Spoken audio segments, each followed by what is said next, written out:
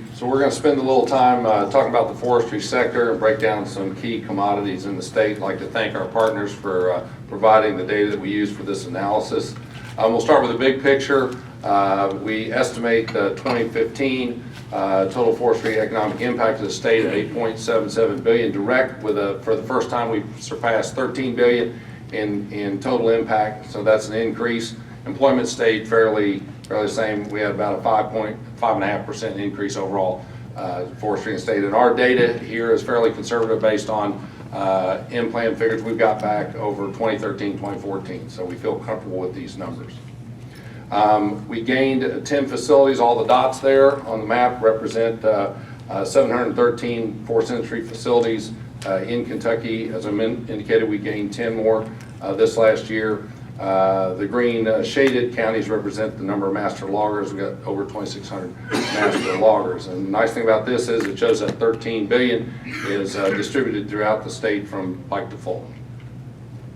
This is overall saw log production. And our first year there is 1999. That was our high of over 1 billion board foot harvested in Kentucky. You can see the dip there in 09, and this tracks the U.S. economy and what's going on there. And we've had a slow increase and stability in our saw log production since that point in time. We are at the rate we are cutting now, we are still growing twice what we're removing from the woods. So our growth to drain ratio is still really good. Now, let's talk about our commodities for a little bit. So woodland owners and farmers, timber owners, when they sell timber, the money they get is based on the pricing of the different products that come out of the woods. Most loggers will have 3 to 4 different separations, meaning different products coming out of the woods. Logs, different parts of the tree, different types of trees, that kind of thing. Some as many as 6 8. So we'll look at some of those key commodities right now. And this is a delivered log price at the mill for saw logs that will be sawn into lumber. So this is some of our more higher valued logs. And each one of these lines represents a different species. The top is black walnut, and you can see that the price is going up in black walnut. You can see where the 20 divide for 2014, 2015 is. The set of line below that is white oak, the red is red oak, green is ash, and yellow is yellow poplar. And oak is very important. 60% of what we cut into lumber in this state revolves around oak. So as oak goes, so does a lot of our timber industries. You can see there that we had a peak in oak pricing in 2014, and we've come off that a little bit. And but the markets are still fairly good relative to what happened in 09 and 10 and 11, and we started an increase in 2013. So this is just a blow up of that last section, 2014, 2015, and you can see a little better what's going on with some of those prices, particularly for white oak, going from $1,000 to $800 per 1,000 board foot. So walnut was up, still a good deal right now. Our white oak and red oak is off from the highs it had in 2014. But relative to past markets, it's still pretty good, and that's why I put this graph back up here, because even though the prices are off from 2014, our timber prices are still fairly good compared to 3-4 years ago. I know there are some consulting foresters that are sitting on red oak sales right now. I'd be careful about that. So red oak's off a little bit, but we've still got some value in it, and we predict the demand will remain strong for both low and high quality grade logs through 2016.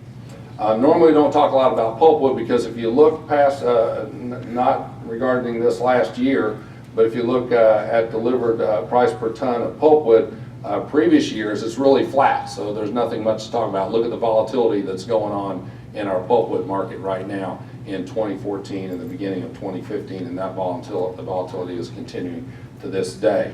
We're going to have a major problem with pulpwood in the state.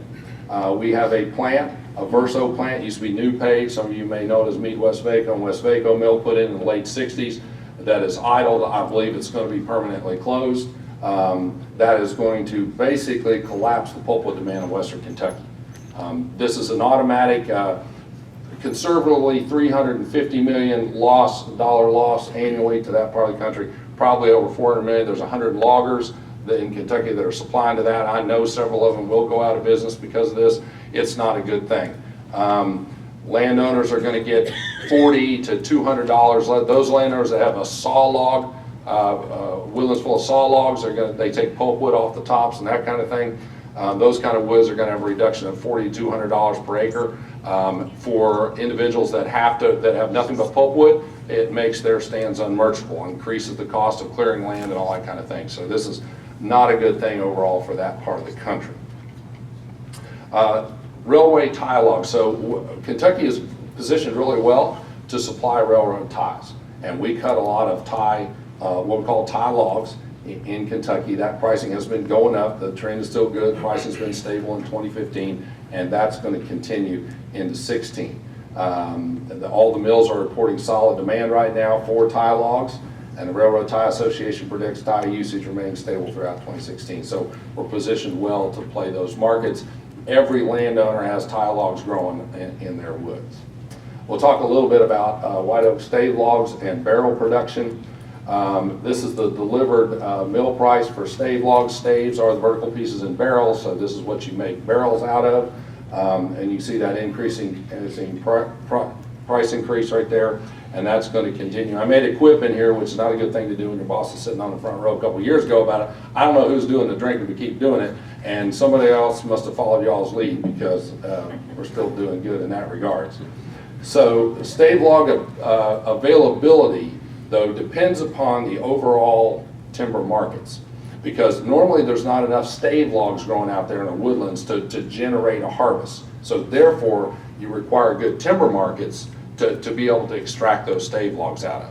And stave log demand is going to outpace overall timber demand. Now, how much this is going to have effect on the supply demand issue, we're not sure, but that's going to be the case. The seller's market will continue for white oak overall, and particularly for stave logs.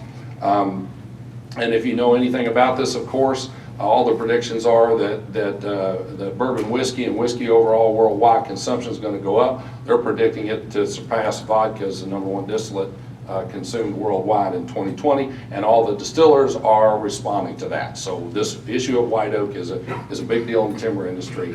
Right now, it bodes well. We conducted a sustainability meeting on white oak, particularly for our timber industries and the distillers in the state this year. And we did some availability work on it. Short-term availability is good. Long-term, we probably have some issues there. I'll kind of conclude this by looking at wood and paper exports. Yeah, we're going to conclude in 10 minutes. So we're going up. We're closing in on 350 million, and this is exports, including North America, Mexico, Canada, and Europe, Asia. So exports have been up. Europe is still leading. Last year, Asia and Europe were about equal. Europe's picked back up again. So we've got a pretty good demand there. Most all of that is white oak based. It's either new and or used barrels, which are all made out of white oak, and or white oak lumber. So white oak's playing a big thing here, both domestically and in our markets. Housing starts are going to dictate a lot of what happens, of course. Talk about that in the horde industry, and it affects us as well. And with the slow, modest increase in housing, that should bode reasonably well for timber markets next year.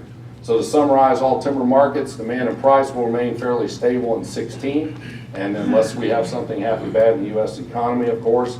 White oak demand is on an upward trend. Stave log price would increase, and lumber price would be stable. Pulpwood demand in western Kentucky will decrease significantly. Basically, like I said, we're looking at a collapse in that in western Kentucky.